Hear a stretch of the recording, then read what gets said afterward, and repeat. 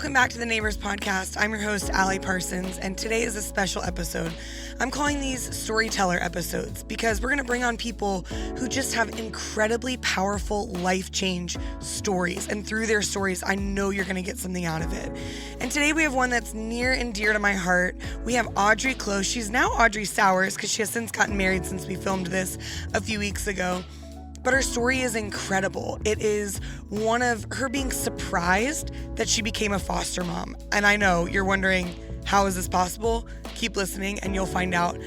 Before you dive into the conversation, I do just want to mention a couple things. When we talk about foster care and adoption, we always want to protect the kids. And for that reason, we don't mention their names. We don't get into the really specific details of their story. There are a lot of pieces to this story and a lot of really dark, really hard things. And to protect them and their integrity, we're not going to get into the specifics of their trauma, the specifics of their experiences, but you'll be able to gather from the way that we talk about it just how much they've been through and what the magnitude of their trauma was.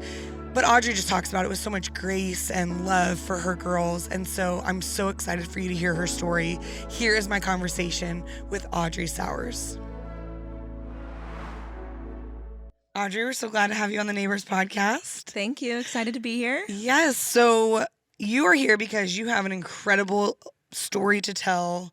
There was a day over 3 years ago, March 8th, 2020, a day that kind of changed your life forever. Will you tell us what happened that day? Yes. So I was working in after school programming, and I worked in this community, had, good relationship with a lot of the kids there. And there were these three in particular, these three girls that I had built a relationship with, would hang out with them. And I showed up to this volunteer opportunity we have on Saturdays, and the middle child came to me, and she was like the first one there. She walked in and she said, I need to talk to you. Please don't call DCF, but I need to tell you what happened last night. And I had known that like stuff in their house was not great. That's part of the reason I was like close with them, had a relationship with them, and tried to kind of advocate for them and what I knew was taking place, a lot of just abuse, honestly, and neglect. And so when she came to me, she showed me her busted lip and told me that things had got escalated the night before with her stepdad. And so I kind of knew that this was going to happen at some point with them. And so I just remember like going to the other center in the facility, in the community, and I called one of my coworkers and was like, help me, like, who do I call? Because I knew their relationship with DCF had not been good. Like, caseworkers had been in and out of their house and nothing had happened. And honestly, like, their mom would just retaliate against them. And so I ended up calling JSO directly, and this police officer came, and I told her what had happened with the oldest and just the abuse that had taken place, which had honestly been going on for years. And then there was like some physical evidence that was what made the difference. And so I just remember like thinking like, what do I do? What is the right plan of action? And like calling on my resources. And I really feel like God sent like the most amazing police officer to help us walk through. She had served in sex crimes for like 4 years previously. And so it was like a situation that she was very passionate about. And so that day I pretty much had the three girls with me the whole day, and it was real weird because like their mom was also like around, but she I don't know, it just kind of all unraveled. And so I took them with me that day to like a birthday party, but no one had, like, DCF hadn't come yet. And so I dropped them off at their house, and I told them I'll be back in the morning. I'm going to pick you up, because I'd kind of gotten into the routine of taking them to church with me. And so I dropped them off, and I went home, and I was very overwhelmed just thinking about what was happening. And it's just funny looking back, like seeing where we are now and like knowing what was going on in my brain then. And so the next morning, I got to their house, and I was knocking and knocking and knocking, and like their mom really didn't want to let them leave. And I just could hear them like begging, like, no, she's here. Like, we want to go with her. And so they finally came with me. We went, I got them situated in kids' church, and like probably 10 minutes into the sermon, I got a call from DCF that said, please bring them back. I need to interview them. And so I took them back to the house, and the caseworker, like the mom wouldn't even let us in the house. And so she literally took the girls one by one into her car and interviewed them. And after all of that, she looked at me and she said, "So are you going to take them?" And I was like, "I'm sorry, what?" Literally like confused as to how that was even a thing. Because you're not a foster no, at that certified time, foster mom. I was in the DCF database just for work. Like we had background clearances, but like, no, I was 28, single, living. I had just moved into a new tutu at the beach with my roommate. We had literally the night before had our like welcome home party thing.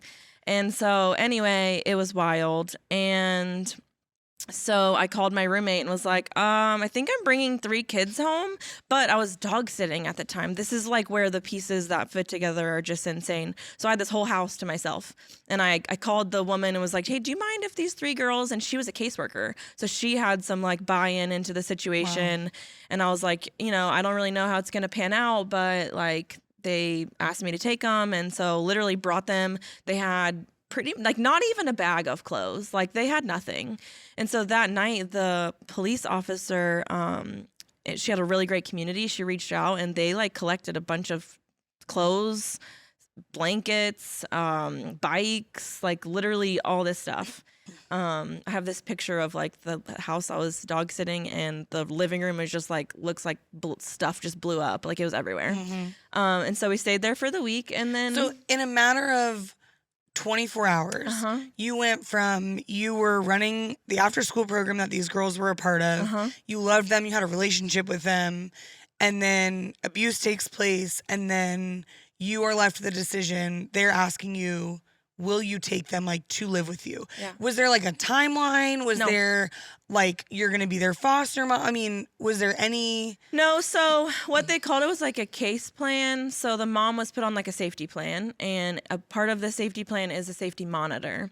And what it took me like, I think like 4 or 5 months to understand how I had gotten into the situation. But someone finally explained it where it's like the state looked at it as if the mom had recruited me, which was how I kind of voluntarily took the girls home, which I did have a relationship with her. Sure. But did she want me to take her children? No. Yeah. Like that is not like the investigator looked at me and said, will you take them? Will you keep them? And I mean, they're sitting in my car. Like, yeah, what are you going to say? Yeah, right. What am I going to say? They were living in a trailer. Like, you've been to the trailer, you knew it was not, the greatest. Ideal, yeah. No. And so, no, I had no idea. And I don't know what was going on in my brain, but I knew I loved them. I knew they were old enough to know what had taken place. They knew things were not good. The littlest one did like cry as we were leaving the house, but to be honest, she's only cried a handful of times since then, 3.5 years later, because they knew that how they were being treated and how they were being taken care of was not up to par. What were the ages? They were 7, 8. 7, 8, and 10, about to turn 11. Okay, so you take them to the house that you're dog sitting. Yeah. And they stay there, and then what happens? So it was spring break. So this is literally the spring break before none of the kids went back to school the year of COVID, 2020. And so that's, crazy, the timing of it. I don't know what would have happened, because they always came to that Saturday program because it was a guaranteed free meal. And that was, their reality, is that they knew they could go there and get a free meal. And that's why they showed up every week. And so if they would have been home for months on end, like Lord knows what would have happened. True. And so I'm at work. I was at my little after school program in the community, and you show up.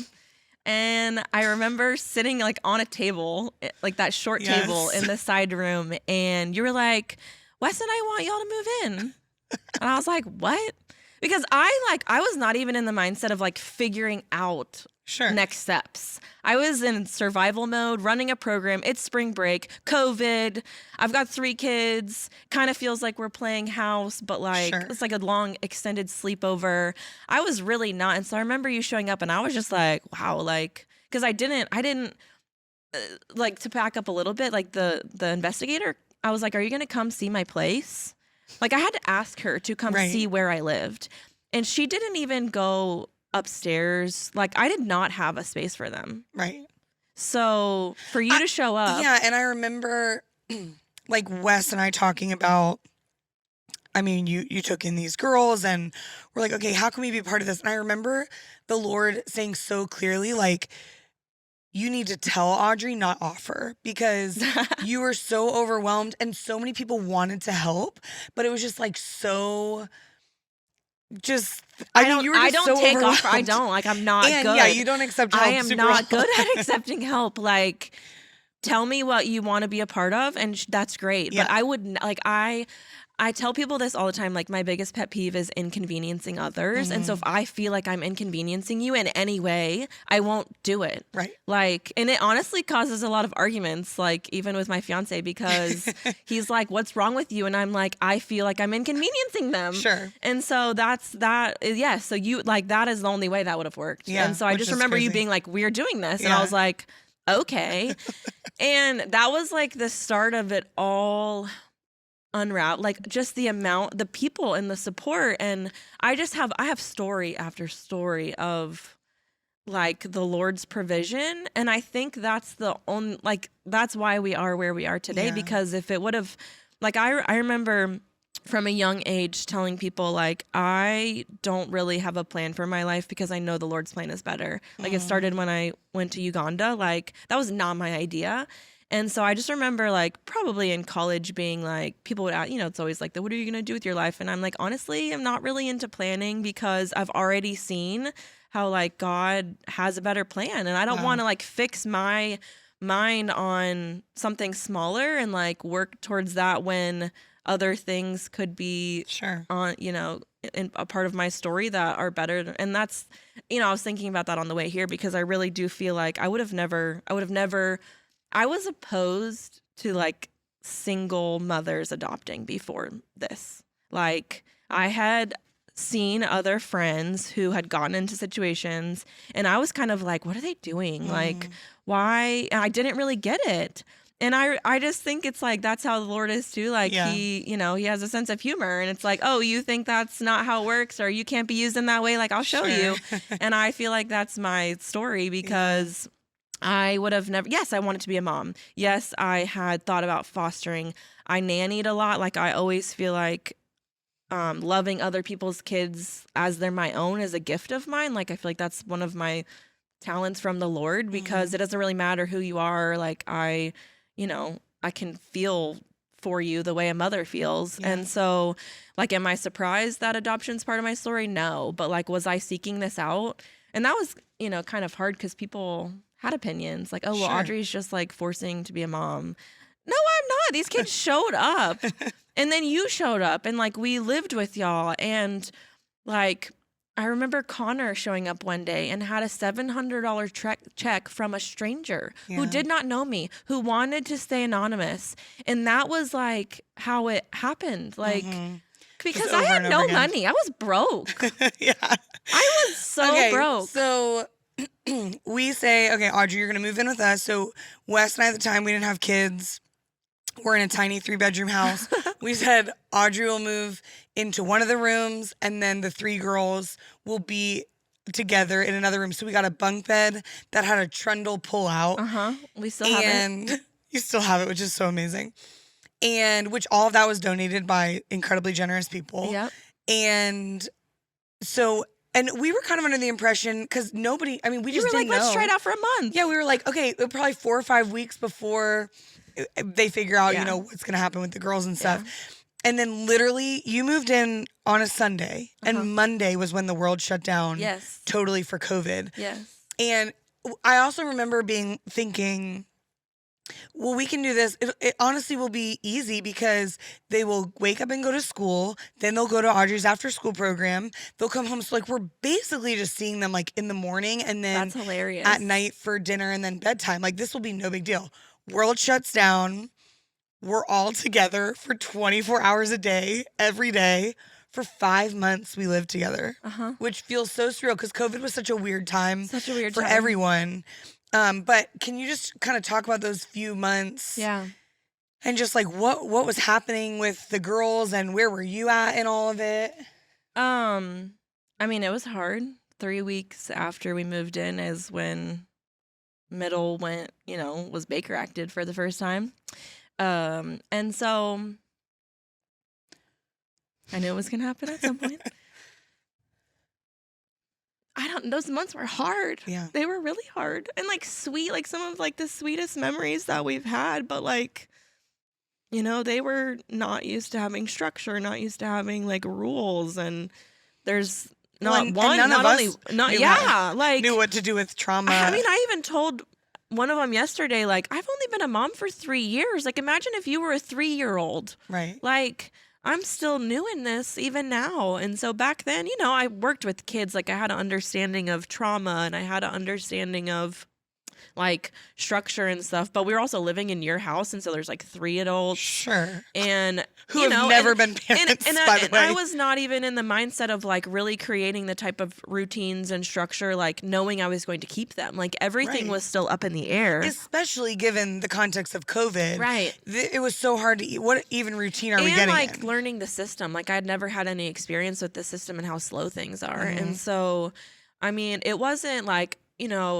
those months were hard, but I think by the end, like the end of the summer, like I definitely felt like, okay, this might really be, because that's when mom, went away in a more permanent situation. And so like I did have kind of an understanding of where it was going, but I think it took a while for me to really accept. Like I remember my brother calling me, and honestly, my brother doesn't even really have that much of a faith, but he was like, why wouldn't you keep them? Like you have to do it.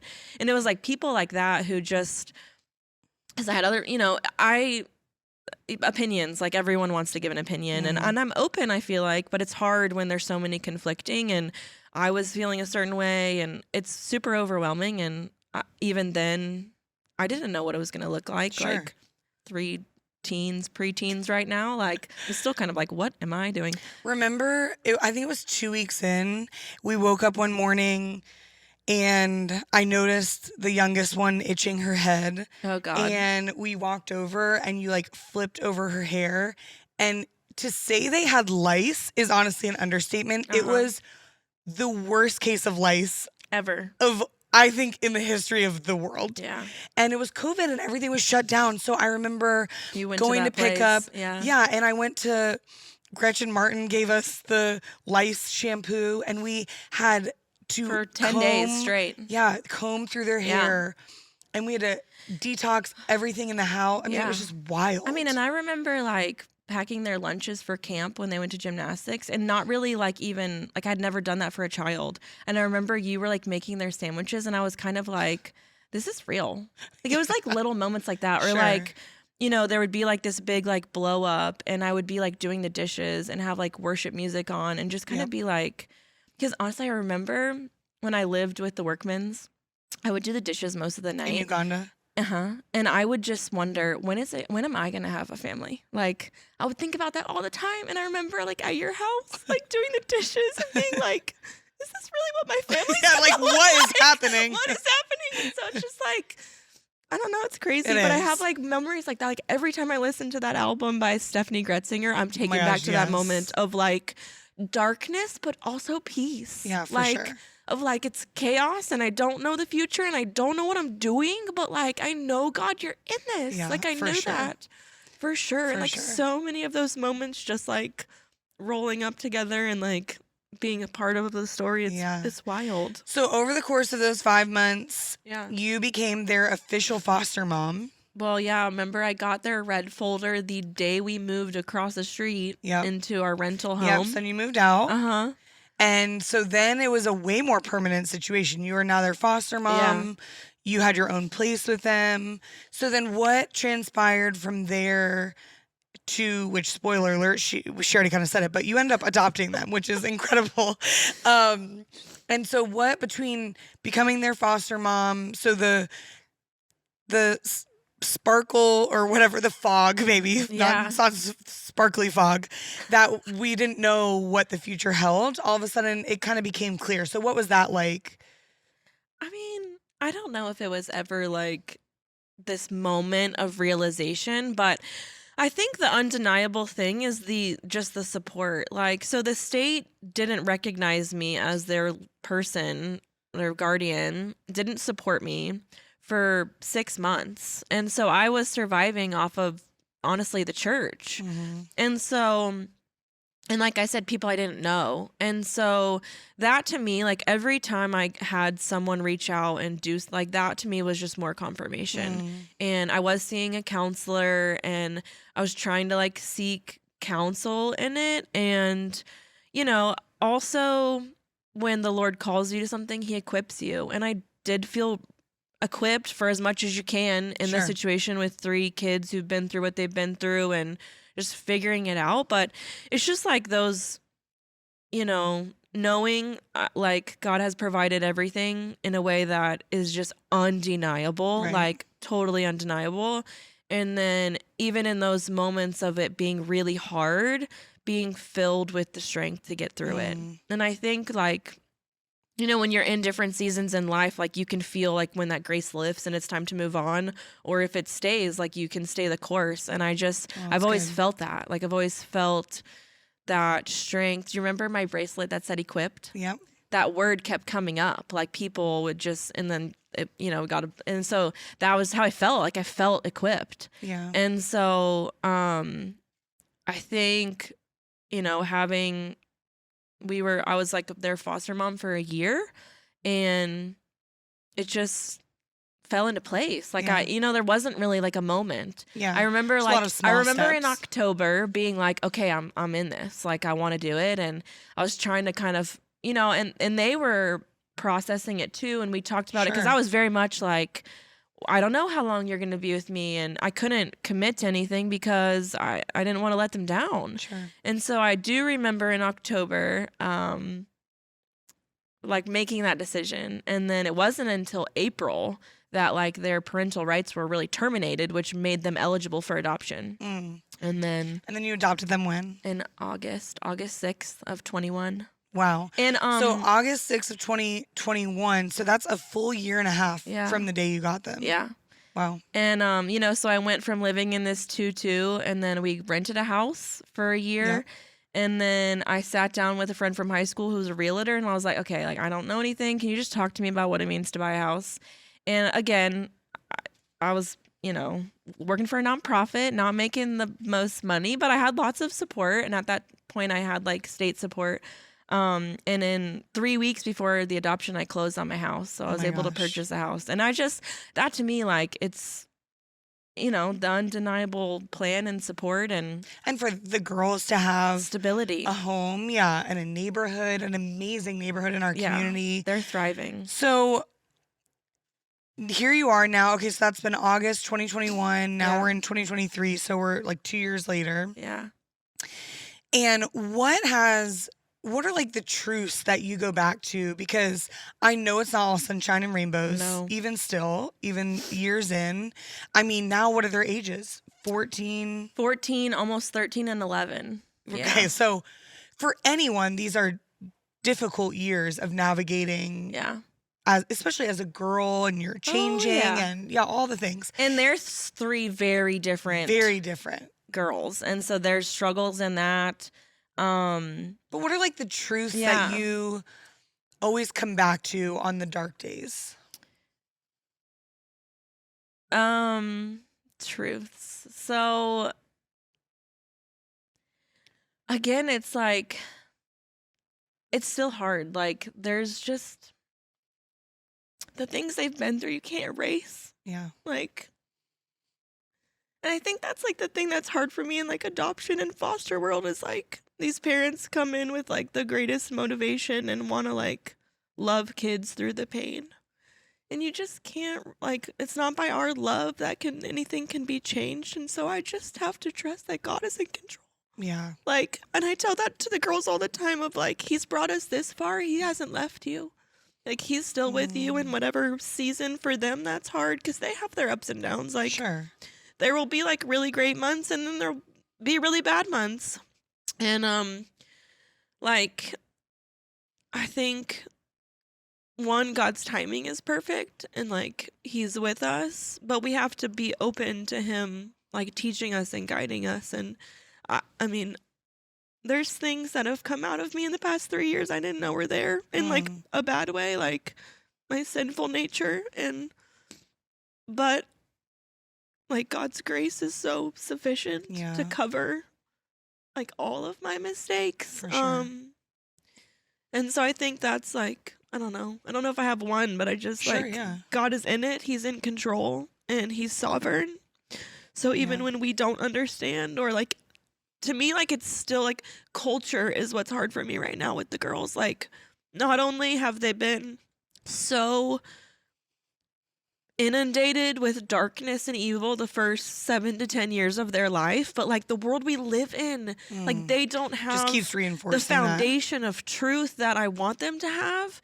And so it's really hard because I just have to feel like I have to work extra hard, but then it's like it's not on my works. Like I Sure. also have to like trust that God has them. Like it's not because of me that he saved them. Like he has a plan for their life. He does. Yeah. I believe that. I believe he brought them out of where they were for a reason, and I Yeah. have to like remember that he's still in control of that, even when Yeah. things aren't going the way I want them to, or I haven't seen the growth I want to see in them. But I can't, like, it's in his timing, and like he ultimately is the one in control. Yeah. And so I have to trust and like let go of the things I can't control. Sure. Or else I'll go crazy. Yeah. Okay, what have been some of like the brightest spots of this journey? Like what are some of those moments that you're like, this makes every hard day worth it? I mean, each of my children, my girls, have moments where I just like beam at them. Like we have a lot of fun together. Our favorite thing to do is to like sing the Hamilton soundtrack. Yes. We pretty much know every word to every song. And it's one of the things, like, they are very different, and so finding like commonalities between all of us is hard these days. But I don't know. I mean, they all have really grown in a crazy way. Like my oldest just got her braces off, and her teeth before were like insane, and just I can see the confidence in her. Like I know she wouldn't even smile with her teeth back. No. And when masks, she was one of the kids who, like felt a lot of security wearing a mask and wore the mask way beyond because of her what mainly because of her teeth. And so that, like, she just has a confidence about her.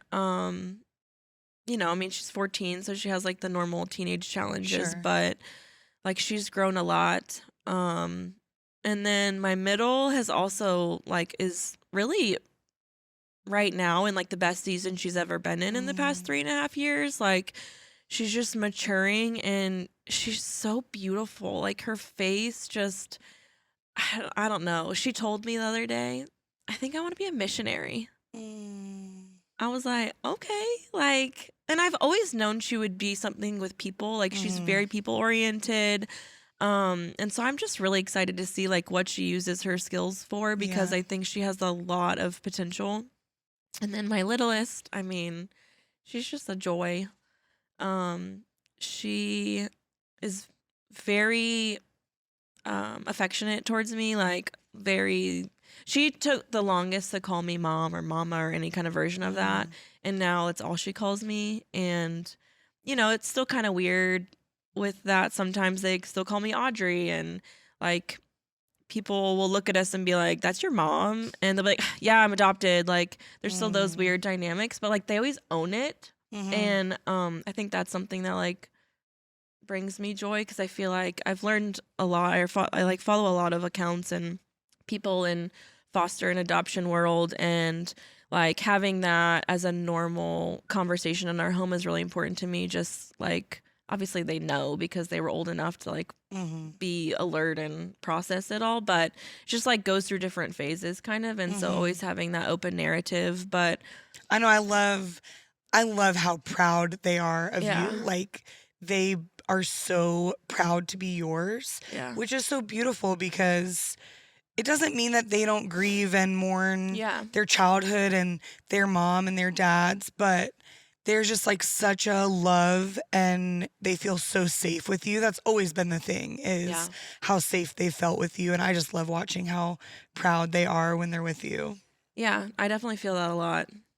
And even when there are like those moments where they say hurtful things, and like I've really come to the understanding that it has nothing to do with me, Right. and that like helps me stay grounded in it, because I mean, it can be really hard when they're angry and turn it on me and you didn't have to adopt me and Sure. someone else could have. And so, but you know, we work through it, and Sure. at the end of the day, we're really good at coming and having unity and praying and apologizing. I know like Joby always talks about being like the chief apologizes in your house or whatever.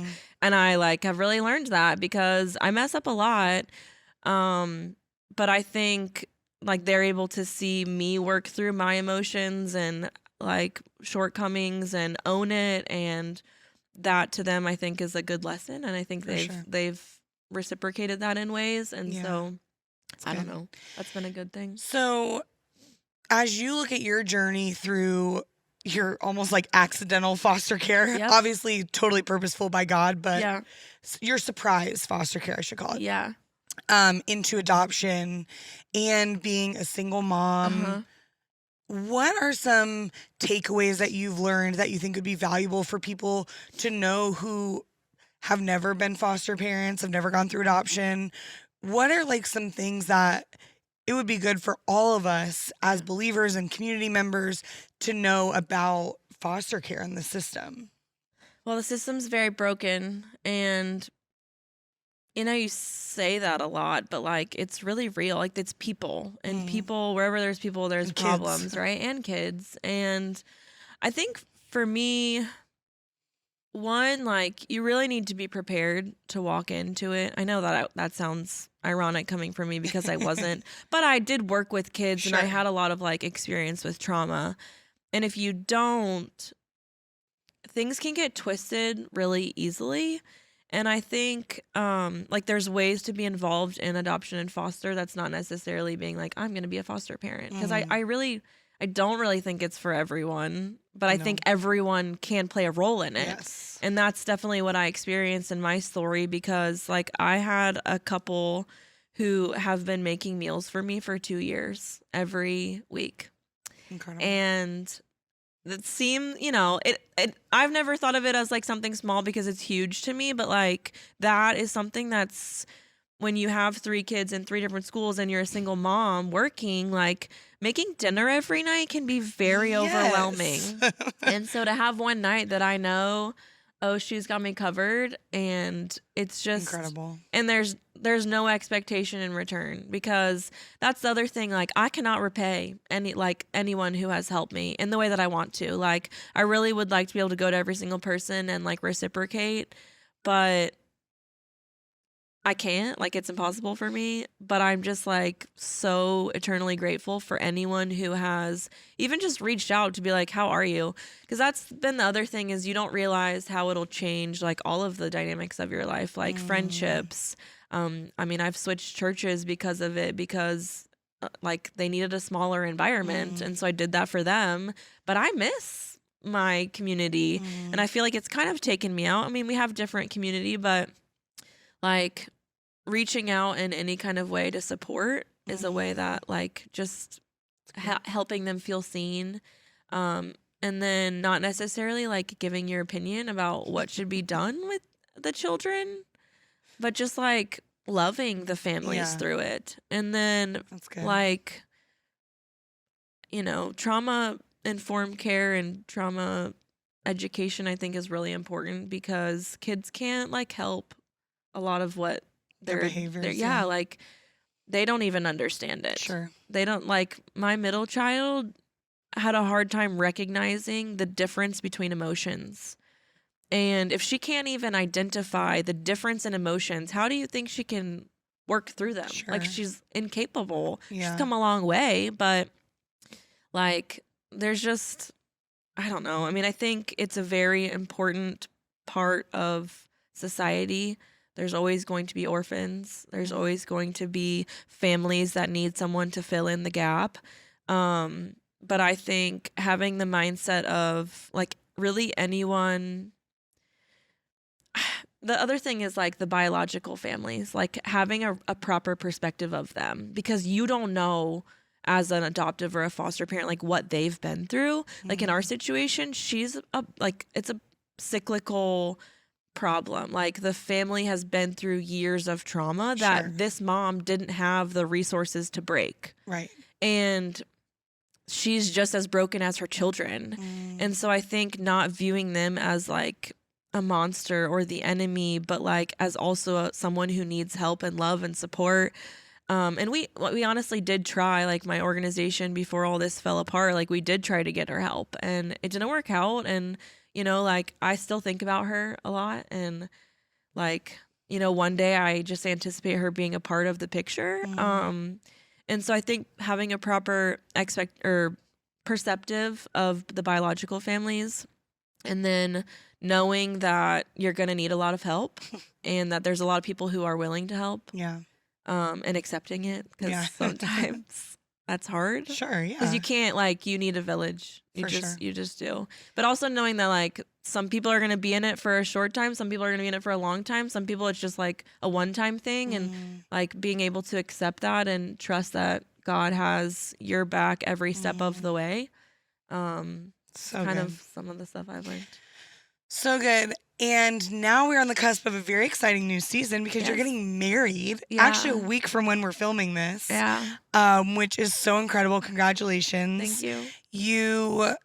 We would talk about when you were living with us about how dating was already hard. I went on one date when I lived with y'all and it was horrible. And then how much more complicated it got, having now the 3 girls and them being old enough to totally know what's going on with your dating world. So now you're getting married to an incredible man. Yeah. And how is this going to change in like a beautiful way? Maybe what are some challenges, but how does this change your family dynamic? Well, the girls have never had a strong, positive father figure in a consistent way. They've definitely had guys over the past 3 years who have played a role. Sure. You know, Wes definitely being one of them. But this is obviously different. Yeah. And there's a lot of emotions. We've definitely had some family therapy sessions just to prepare for the transition. Because, I'm nervous about it. Like, I've been living alone for 31 years. There's, just... It's gonna be weird, and I'm, God is good. Antonio is amazing. I love him to death. He's so patient with me, and he has a very good way of calming me. And when I'm overwhelmed by the girls and just heightened or whatever, like he can bring me down. So in that, I'm like really excited just to have someone to help balance me, to help share in the responsibility. But he cares so much for them. He loves them. He like my oldest, he will do her eyeliner and paint her nails. And that to her is like already embracing the girl dad. Oh yeah. A huge thing. It's so funny because he's such like a sports guy. And like, then he's gonna do all these girls. It's hilarious. But he comes from such a stable home. Like his family is very strong and supportive and faithful, and even just having their support in it too. Like I'm not just marrying him, I'm marrying his family, and they are a dream, like a literal dream. We played pickleball with his parents last night, and I was just like, wow, this is gonna be so fun. Yeah. And so, the girls are they have very mixed emotions. Sure. They're all processing it in a different way. They're excited. We've always talked about the future husband, father figure. So, ultimately I just pray that he's able to fill, their need. Like men are so important. Fathers are so important, and they've never experienced that.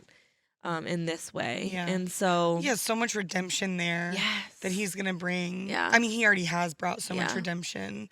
And even though they're a little bit older in their childhood, there's still so much left for them to be able to see and experience, which is just so beautiful.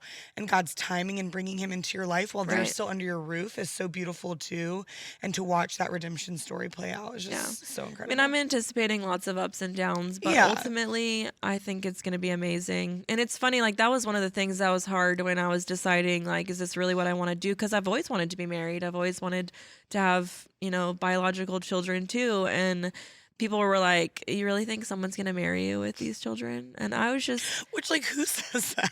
I mean, people do. I know, I guess Even you'd be if surprised. okay, some didn't really say it that way, but like a lot of people were thinking it. Sure, yeah. And a lot of people, there were a couple of people who actually made comments. And, you know, my best friend was like, Audrey, you don't want to be with someone who wouldn't marry you in this situation, because this is how I want to live my life. Right. Like, I want to live radically. Like, I don't want to ever turn down some crazy adventure that God throws at me because I want to be, you know, have the white picket fence and it'll all look normal. Like, I've thrown out the window. Like, it's not happening for me.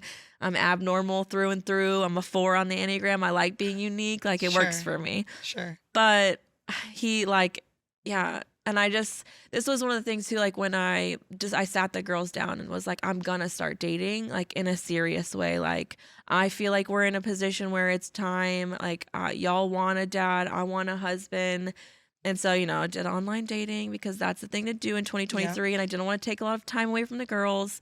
And Antonio was the first person I went out with.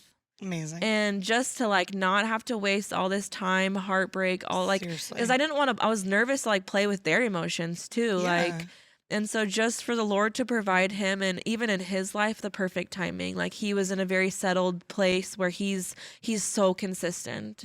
He's so consistent. So, like, he's thoughtful, and the way he's able to provide and be consistent for the girls is, like, huge. It's just, it's going to be life-changing. It's incredible. I mean, from that day, March 8th, 2020, 3.5 years ago, God has brought you on such a journey with so many unknown steps, and you've just faithfully taken one step, one foot in front of the other.